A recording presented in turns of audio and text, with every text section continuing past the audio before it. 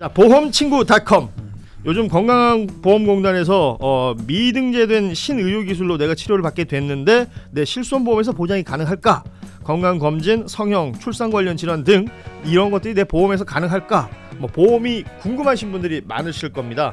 그럴 때는 검색창에 보험친구닷컴을 검색하시거나 1844-0585로 전화를 주시면 됩니다. 이미 가입한 보험의 경우 뭐가 문제인지, 또 내가 가입한 보험은 어떤 장단점이 있는지, 보험에 관련된 그 어떤 질문이라도, 그 어떤 상담이라도 무료로 진행이 됩니다. 암보험, 종신보험, 실손보험, 또 화재보험, 배상책임보험, 운전자보험 등 모든 상품이 상담 가능합니다. 검색창에서 보험친구닷컴 혹은 화면에 보이는 QR코드로 접속하실 수도 있고요.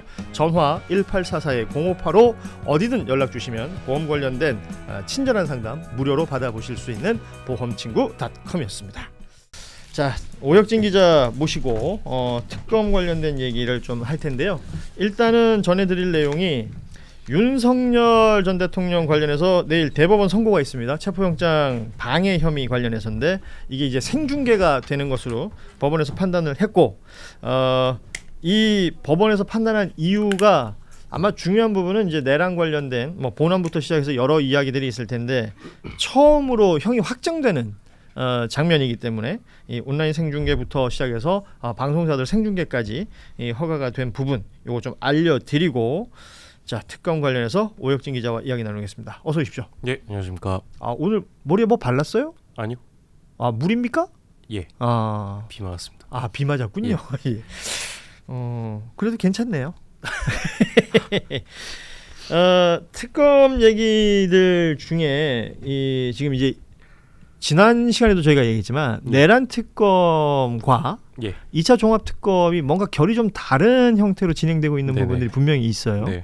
그 중에 하나가 이제 국정원 관련된 이야기고, 그리고 조성현 대령 관련된 이야기인 것 같은데 요거 한번 정리를 좀 해봅시다. 일단은 종합 특검에서는 그 내란 중요임무 종사 혐의로 입건한 이유 자체가 지금 현재까지 재판부에서는 그 이진건 재판부든 지기현 재판부든 이제 동일하게 이제 판단을 한 게 비상계엄 선포 자체가 위법했고 부실했다.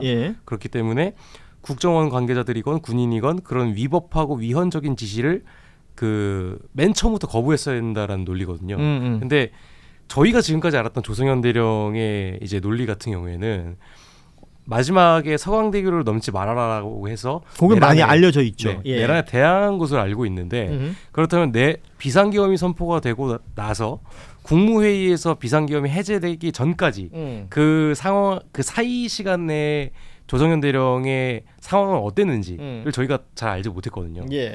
그래서 제가 일단 문건 하나를 입수를 해가지고 확인을 해봤는데 뭘 또 입수? 안 갖고 왔죠? 아니요, 저기 있습니다. 또 갖고 왔어. 또 갖고 왔어. 저 잠깐만, 우리 제작진 저거 체크해봤어요? 저 공개됩니다. 진짜? 네, 공개됩니다. 자, 공개합니다. 저기 이제 그 국방부 제가 그냥 실명을 까겠습니다, 그냥. 잠깐만, 실명 까는 것도 혼자 결정하지 말라고. 지금 저 시커멓게 칠해놓은 거 다 뭐예요, 저거? 사람 이름이죠? 예, 맞습니다. 그럼 공개하면 안 되는 거 아닙니까? 아닙니다. 그 뭐지? 그래도 공개돼 있는 이름이 있어요? 있습니다. 이미 있습니다. 이 모든 책임은 오혁진 기자가 칩니다. 말씀하시죠. 저게 이제 수방사 군 간부의 이제 징계 처분서입니다. 파면되신 분인데 저기에 특이하게 수방사의 행적만 나와 있는 부분이 있어요. 저게 이제 수방사의 행적. 그러니까 12.3 내란 당일날의 수방사의 행적에 대한 모든 그 내용이 저기에 적시가 되어 있습니다. 수방사는 아시다시피 이진우 전 사령관이 있었던 수방사, 수도방위 사령부가 주요 중추적인 역할을 할 수밖에 없는 곳이니까. 맞습니다. 저기는 그래요. 그 내용 중에 그런 게 있던데, 수방 사령관으로 추정되는 인물의 조성현 대령이 전화 통화를 했다. 그게 오늘 오전에 보도가 나갔잖아요. 보니까 제 기사, 제가 저번 주 금요일에 썼거든요. 제 기사랑 다른 게 없어요. 그러니까 제가 먼저 썼습니다. 본인이 먼저 썼다는 얘기를 강조하고 싶군요. 네, 맞습니다. 그리고 사실 전 녹취까지 다 구했어요. 근데 어쨌든 제가 녹취는 앞으로 차차 공개를 하겠지만 그 녹취하고 저 징계 처분서의 내용이 거의 좀 대동소이하거든요. 그러면 저 날짜를 좀 한번 재구성을 해보자고요. 자, 12월 3일 밤이에요. 그럼 조성현 대령이 전화를 받은 게 우선인가요? 조성현 대령이 이제 이진우 전 수방사령관한테 전화를 받은 시각은 10시 이전입니다. 밤 10시 이전. 그러니까 비상계엄 선포가 되기 직전이죠. 그러네요. 예. 예. 정확한 시간은 9시 48분입니다. 그래서 9시 48분 예. 참 정확하다. 예. 9시 48분에 이진우 전 수방사령관이 조성현 전 경비단장에게 전화를 해서 뭐라고 합니까? 사령부로 오라고 합니다. 그리고 와라. 예. 아. 그리고 이제 수방사에 대테러 특수 TF 팀이 있어요. 그게 이제 수호신 TF라는 건데 수호신 TF를 소집하라는 명령을 내립니다. 자, 대테러 특수 TF를 소집하라. 예. 어허. 그래서 조성현 경비단장은 왜 갑자기 그 대테러 특수 TF를 소집하라고 하지? 갑자기 야밤에. 예. 예. 그래서 그냥 어쨌든 뭐 중요한 임무가 전달이 될 거기 때문에 소집을 하라고 하면 당연히 따를 수밖에 없잖아요. 그건 명령이니까요. 예. 예. 그리고 나서 비상계엄 선포가 되고 11시에 이진우 수방사령관이 조성현 경비단장한테 국회로 가라는 얘기를 합니다. 11시에. 예. 이때는 이제 윤석열이 계엄 선포한 맞습니다. 이유입니다. 네. 예. 근데 제가 조성현 대령하고도 통화를 했고 다른 수방사 군 간부들하고도 통화를 했었는데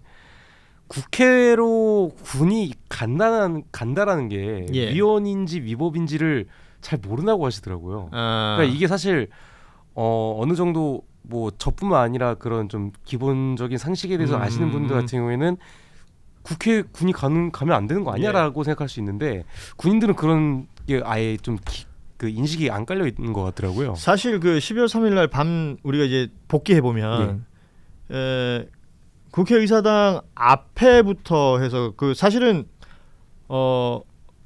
본청까지 이제 군인들이 들어갔잖아요. 맞습니다. 707부터 네, 시작해서. 네. 근데 그들이 들어갈 때 그 앞에 뭐 있었던 당시 시민들 거기 현장에 있었던 국회의원들 등이 뭐라고 얘기합니까? 국회 보좌관들도 그렇고 당신들 여기 들어오는 거 불법이야.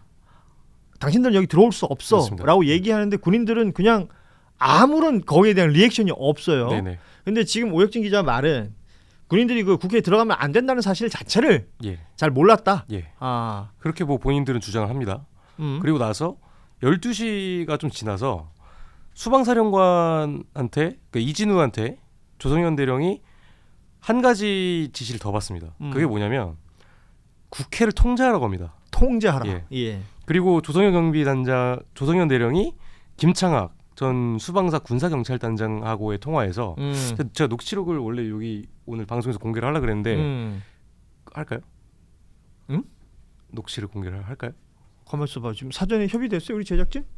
안 됐대. 알겠습니다. 그건 뭐 제가 기사를 쓰고 말씀드리겠습니다. 좋습니다. 어떤 내용인데요?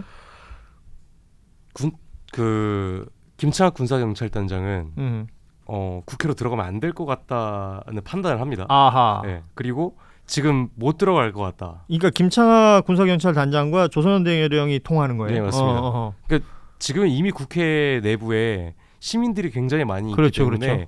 우리가 들어가는 순간 굉장히 혼란스러워질 것 같다. 네. 그래서 그 사령관한테 다시 물어봐야 되는 거 아니냐라고 했는데 거기서 조성현 대령이 뭐라고 하냐면 아니다. 사령관이 뭐 가라고 했다. 우리 월담을 해서라 넘어갔다. 라고 얘기를 합니다. 네.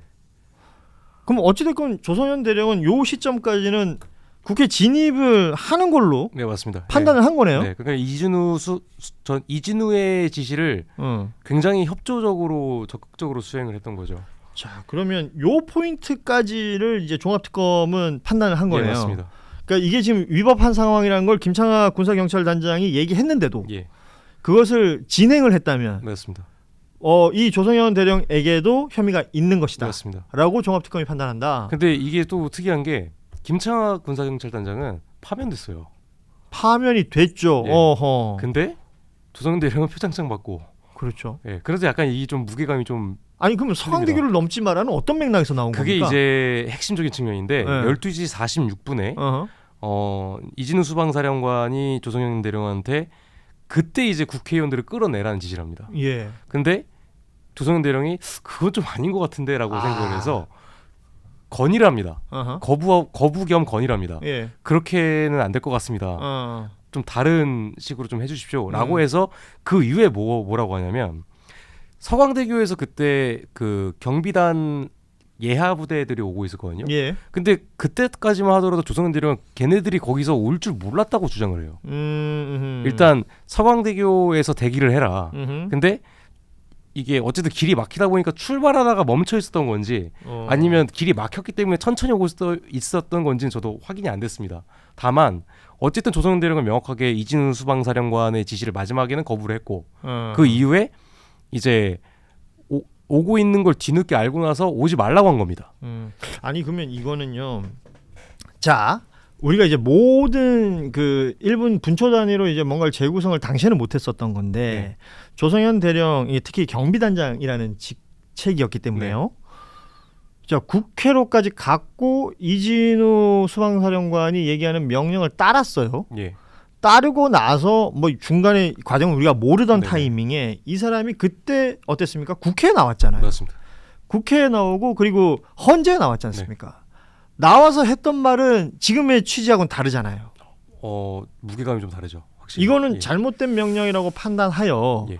부하들을 국회로 보내서는 안 되겠다고 생각한 끝에 내린 말이 예. 서강대교를 넘지 마라인 걸로 우리는 알고 있잖아요. 맞습니다. 예. 인식이 조금 달라지는 겁니다. 그러면 지금 녹취 나온 것도 지금 뭐 가지고 계신다는 녹취도 예. 그렇고 조성현 대령이 본인이 기존에 얘기했던 그 뉘앙스는 완전히 달라지는 것이니까. 결이 다르죠. 네. 그럼 2차 종합특검의 판단이 맞다고 봅니까? 저는 근데 그래서 제가 항상 말씀드렸던 게 뭐냐면 홍정원 케이스와 조성현의 케이스가 약간 다르다라고 말씀드렸던 게 그 부분입니다. 자, 다시 한번 정리하자면 내란 특검 당시에는 조성현 대령에 대해서 혐의가 이제 없다라고 판단한 거죠. 맞습니다. 사실상. 그리고 그 뭐 12.3 내란 이후에 이재명 정부가 들어서고 조성현 대령은 뭐 표창도 받았고요. 예. 그리고 그 장성 진급자로 얘기가 됐었어요. 맞습니다. 당시에 본인이 사양했죠. 예. 본인이 사양하면서 이것도 미담으로 사실은 보도가 예. 됐었어요. 그런데 지금 시간이 지나고 와서 수사 내용으로 나오는 것은 이게 뭐 방송 용어는 아닌데 대단히 꼬롬하다. 뭐 그렇게밖에 볼 수밖에 없는 여지가 있죠. 네. 이게 본인은 그 이진우 수방사령관이 내렸던 국회의원들을 끌어내라라는 그 지시를 본인의 예하 부대에다가 전달한 적이 없다라는 게 그동안의 이제, 취지였으니까. 예, 그동안 취지였는데 저기 징계처분서에 나와 있는 맥락을 봐보면 전달을 그냥 합니다. 경비단 예하의 2특임대와 35특임대에다가 우리의 임무는 국회의원들을 끌어내는 것이다라고 얘기를 합니다. 그리고 그 이후에 좀 안타깝지만 자, 그러면 지금 댓글에 올라온 거 요거 한번 제가 그러니까 조성현 대령 입장에서 얘기하자면 첫 번째 명령은 그냥 국회에 테러가 난 것으로 인지하고 사령관의 명령이 있으니까 출동했다. 맞습니다. 그리고 두 번째 명령은 국회의원을 끌어내라라고 하니까 통제해라라고 하니까 예. 이건 말이 안 되는 거라고 생각해서 거부한 것 아니냐. 예, 맞습니다. 지금 요렇게 지금 물어보시거든요. 아닙니다. 맨 처음에 지시를 받았던 거는 국회 통제입니다.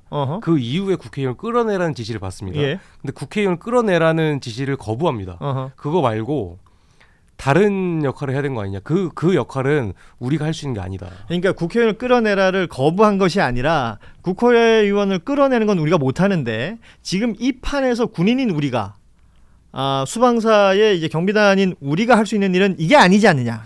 사실상 그거를 본인은 거부했다라고 얘기를 그게 거부가 아니라 다른 임무를 찾았다라고 해석할 수가 있겠군요. 거기까지는 모르겠습니다. 근데 어쨌든 조성현 대령하고 제가 지금까지 통화를 하면서 조성현 대령이 말했던 거는 본인은 명확하게 거부를 했다고 합니다. 검찰, 뭐 국방부, 특수본, 조사본부 등을 여러 수사기관에서 일관성 있게 진술을 해왔기 때문에 자기 부하들도 알고 있다라고 헌재에서 증언했던 내용은 명확하게 사실이다. 좋습니다. 이건 이제 결국은 특검, 그러니까 내란 특검의 판단이 다르고 지금 2차 종합 특검의 판단이 다른데 예. 특검의 이제 기소 여부는 향후로 봐야겠습니다만 맞습니다. 그리고 이제 결국은 또 사법부에서 판단해야 될 일이죠. 관련된 수사 자료들은 더 모였다. 과거에 비해서. 맞습니다. 지금 뭐 말씀하신 자료들도 있고 녹취도 있고 오늘 오전에 보도됐던 내용도 있고. 일단 그때 당시에 수방사에서 통화가 됐던 녹취는 엊그제 모두 다 제출이 된 상태입니다. 좋습니다. 예. 우혁진 기자하고 이렇게 얘기하면 시간이 빨리 가요. 지금 뭐 거의 또 마무리할 시간인데 뭐 다른 내용도 많습니다만 우리 오혁진 기자하고 이 시간에 꾸준히 얘기했던 것 중에 하나가 2차 종합특검의 수사기한 연장 관련된 얘기였어요. 지금 2차 종합특검은 추가 연장을 또 요청을 했고 국회에 요구하기도 했죠. 법을 바꿔서라도 맞습니다. 좀 연장을 해달라라는 얘기를 했는데 요거 좀 어떻게 판단해야 돼요? 그러니까 시간을 연장하면 뭐가 더 대단한 일이 벌어지긴 하는 건가요? 제가 보기에는 지금이랑 똑같을 것 같아요. 그리고 지금 제가 안 그래도 오늘 국회 그 법사위 쪽에다가 한 의원실 2곳 그다음에 전문위원실까지 해가지고 체크를 해봤는데 굉장히 부정적입니다. 연장에 대해서 굉장히 부정적이고 그다음에 종합특검 내부에 있는 특별서관이 공소유지까지 겸할 수 있다. 그렇죠. 이게 형사소송법에 정면으로 충돌될 수 있는 여지가 남아 있거든요. 이거 위헌 소지가 있다. 예, 맞습니다. 그렇기 때문에 아마 특검 수사 기간을 연장해 줄지는 몰라도 관련해 가지고 특별수관의 공소유지까지 겸할 수 있게 하는 거는 거기까지는 법이 개정되기는 좀 어려울 것 같습니다. 그렇죠. 지금 뭐 우리도 잘 알지만 이제 기소를 할 수 있는 유일한 집단이 이제 검사인 맞습니다. 것이고요. 이건 헌법에 있는 내용이죠. 그리고 그 기소를 한 검사가 이제 공소 유지를 하는 맞습니다. 거니까. 근데 그걸 뭐 다른 어떤 누군가에게 준다는 것은 뭐 특수 상황이라고 할지라도 지금 이게 인정될 수 있겠느냐? 예, 굉장히 맞습니다. 부정적이다. 예. 라는 얘기.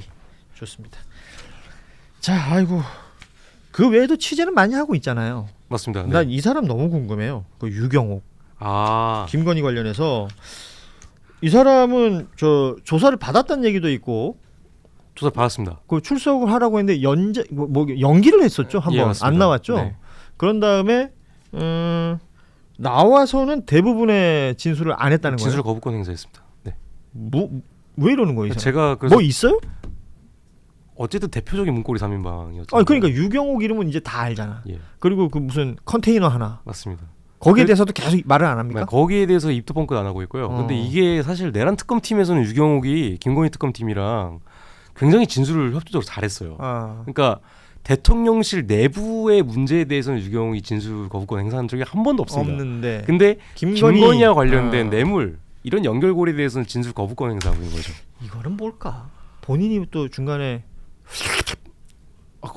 잘 모르겠습니다. 근데 이거는 제 상상입니다만 왜냐하면 이제 컨테이너 하나라는 게 사실 엄청난 양이 들어갈 수 있는 거 아니에요? 맞습니다. 그리고 그게 물리적으로 부피가 크잖아. 맞습니다. 그게 어디에 갖다 놓으면 티가 나야 되는 거거든. 그리고 이게 제가 어제 또 좀 이상한 제보를 하나 받았어요. 제가 관련해가지고 간략하게 말씀드리면 김건희가 이름을 바꾸기 전 이름이 김명신이잖아요. 그렇죠. 근데 제 메일로 어제 미국에서 메일이 왔는데 그 김명신이라는 이름의 미국 증권거래 내역서가 왔어요. 그게 보니까 2007년? 네, 그때 당시에 그 증권 계좌 그거더라고요. 미국에서 주식 거래를 한 내용. 예, 맞습니다. 근데 이 주식 거래를 거래를 한 사람이 애니첸입니다. 애니첸. 예, 그래서 이 김명신이 실제 그 애니첸하고 거래한 사실은 있는데 이 김명신이 저희가 지금 알고 있는 김건희인지 동일 인물인지는 확인을 해야 되겠군요. 예, 맞습니다. 참. 그 애니첸과의 그 관련성. 그 하와이에 베이스를 두고 있는 이제 미국의 엄청난 부자로 맞습니다. 알려져 있고, 극우 준동 그 뒷배로 이제 많이 알려져 맞습니다. 있죠. 야, 이렇게 되면 이제 일파만파네요. 예. 요거는 이제 좀 더 취재하셔가지고 공개할 수 있는 데까지 문제가 안 생기는 범위 내까지 한번 얘기를 해보겠습니다. 일단 제보 들어온 거는 2007년 당시에 김명신이라는 이름을 가진 사람이 미국 주식 거래를 했던 정황인데 이 거래 상대, 그러니까 누군가의 거래를 대행해 줬을 때 그 사람이 애니첸이다. 맞습니다. 여기까지 제보가 들어온 상황이고요. 종합특검 팀이 끝나면 취재할 예정입니다. 좋습니다. 아이고, 우리 제작진은 저게 궁금한가 봐. 국회의원 지시 관련해서 안타깝다고 말 못한 게 있었다는데 그게 뭐였어요? 이게 뭐냐면요. 저 징계처분서에 그대로 이제 적시가 되어 있는 내용이거든요. 근데 조성현 대령 같은 경우에는 저 징계처분서에 이제 나와 있는 내용이 일부 왜곡됐고 조작됐다라고 어? 얘기하는 상황인데 조선 대령의 주장은 맞습니다. 예. 그 서강대교를 넘지 말라고 한 이유의 상황까지 나와 있어요. 그게 뭐냐면 국회 내에 특전사가 들어갔기 때문에 이진우 전 사령관이 조성현 대령에게 연락을 해서 국회 내부에 특전사가 들어갔으니까 너희들은 그 국회의원 끌어내는 그 임무를 수행하지 말고 특전사 애들이 국회 내부에 있는 인원들을 끌고 나오면 외부의 길을 터줘라. 아, 통제를 해줘라. 맞습니다. 뭐 예를 들면 이제 진출입로 확보라든지 뭐 맞습니다. 이런 것들. 네. 그러니까 외부에서 도와라. 어허. 근데 그거를 또 이제 전화를 받고 수행을 하진 않았는데 그거를 이제 예하부대에 전달하는 의혹이 있습니다. 아, 예. 그러니까 수방사 경비단이 그 일을 하진 않았으나 예, 맞습니다. 그러니까 예하부대에 전달했다. 예, 맞습니다. 니들이 해라. 예, 그런 건 의혹인가요? 아직 의혹 아직 단계입니다. 의혹이다. 네. 근데 국회의원 지시라는 건 뭐예요? 국회의원들을 끌어내라는 거죠. 아, 네. 국회의원을 끌어내라는 지시. 국회의원이 한 지시가 아니고. 맞습니다. 그러니까 원래는 수방사가 그 첫 임무를 받아다가 자, 이게 다시 한번 정리합니다. 그러니까 특전사 707이 맞습니다. 이제 국회에 진입을 했었죠. 예, 그래서 우리가 영상에서 많이 봤던 거 있잖아요. 막 뛰어가다 뭐 흘리고 막 죽으러 가고 막 맞습니다. 이랬던 그 장면의 그 주인공이 특전사인데 예, 이진우 전 수방사령관은 이제 수방사 인원들이 그걸 했으면 좋겠다 싶었던 예, 거지. 맞습니다. 그래서 경비단에 지시를 했는데 알고 봤더니 특전사가 먼저 들어갔더라. 맞습니다. 그러면 이제 특전사가 들어갔으니까 니들이 들어가지 말고 특전사가 그 안에서 뭘 해갖고 나오면 길을 터줘라. 맞습니다. 근데 이제 조성현 대령은 우리는 이걸 하지 않겠다라고 얘기했다는 건데, 맞습니다.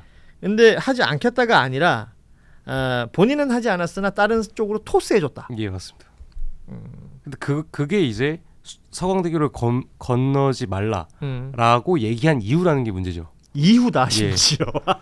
그래서 이제 그거를 이제 종합특검팀에 어. 수방사 그 장교들이 그걸 내용을 진술까지 이미 다 했습니다. 어허. 네. 그래서 그거를 조성현 대령이 이번 주 금요일 내일 모레 이제 소환 조사를 받는데 조사받죠. 예. 그거를 이제 어떻게 대응하실지는 모르겠습니다. 그래요. 이게 그날의 이야기는 들어도 끝이 없군요. 사실 진실을 향해 다가가는 걸음걸음이 쉬울 거라고 생각지는 않았어요. 네. 그러나 이게 왜곡되는 건 굉장히 좀 막아야겠다. 맞습니다. 뭔가 문제가 있는 사람이 어떨 경우에는 이제 영웅시 되는 경우들이 있는데 이런 부분들이 좀 바로잡아야 될 부분이 있다면 그건 오혁진 기자의 역할입니다. 제가 지금으로부터 한 3시간 뒤에 음. 그 수방사 파면된 군인을 만나러 가거든요. 네, 그분한테 좀 더 자세한 얘기를 좀 들어봐야 될 것 같습니다. 그러면 3시간 뒤면은 한 8시쯤? 맞습니다. 제가 그럼 9시에 전화할까요?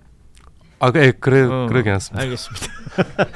자, 오혁진 기자의 이 취재, 그러니까 하나에 집중하고 깊이 취재한다는 게 참 어렵습니다, 여러분. 왜냐하면 뉴스를 소비하는 사람들은 그런 진득한 취재보다 매일매일 달라지는 뉴스들에 더 많은 관심을 보이는 경우들이 많거든요. 벌써 24년 12월 3일 밤의 이야기이기 예. 때문에 뭐 중간중간에 뭐 오염돼 있는 정보들도 있을 거고 예. 또 누군가의 기억은 왜곡돼 있을 수도 맞습니다. 있는 건데 이런 모든 것들을 하나하나 취재한 후에 퍼즐을 맞춰가는 오혁진 기자의 취재 내용 저희 뉴스 다이브에서 하나하나 풀어내도록 하겠습니다. 괜찮죠? 예, 우리는 요즘에 뭐 뉴스다이브에서 더 많이 얘기합니다. 예. 네. 보니까 어디 딴 데서는 이제 뭐 모르겠어 한때 잘 팔렸었는데 요새 잘 안 팔리나 봐. 왜냐면 정보사가 이제 안 나와가지고 네, 재미가 없는 것 같습니다. 그래요? 예. 뭐 보니까 지릿지릿 이런 데 나오던데. 그건 이제 제 개인 썰프는 네. 약간 그런 데도 있고요. 그 진짜 지릿지릿하대 거기는. 약간 좀 자극적입니다. 저희 네. 뉴스 다이브에서 좀 더 이 취재 내용 딥하게 한번 얘기해 보도록 하겠습니다. 오늘은 여기서 마무리하고요. 또 다음 시간에 만나도록 하죠. 네, 알겠습니다. 오혁진 기자와 함께 인사드립니다. 저희는 내일 오후 3시 30분에 다시 찾아뵙겠습니다. 고맙습니다. 감사합니다. 자, 보험친구.com 요즘 건강보험공단에서 미등재된 신의료기술로 내가 치료를 받게 됐는데 내 실손보험에서 보장이 가능할까? 건강검진, 성형, 출산 관련 질환 등 이런 것들이 내 보험에서 가능할까? 뭐 보험이 궁금하신 분들이 많으실 겁니다. 그럴 때는 검색창에 보험친구.com을 검색하시거나 1844-0585로 전화를 주시면 됩니다. 이미 가입한 보험의 경우 뭐가 문제인지 또 내가 가입한 보험은 어떤 장단점이 있는지 보험에 관련된 그 어떤 질문이라도 그 어떤 상담이라도 무료로 진행이 됩니다. 암보험, 종신보험, 실손보험, 또 화재보험, 배상책임보험, 운전자보험 등 모든 상품이 상담 가능합니다. 검색창에서 보험친구.com 혹은 화면에 보이는 QR코드로 접속하실 수도 있고요. 전화 1844-0585 어디든 연락 주시면 보험 관련된 친절한 상담 무료로 받아보실 수 있는 보험친구.com이었습니다.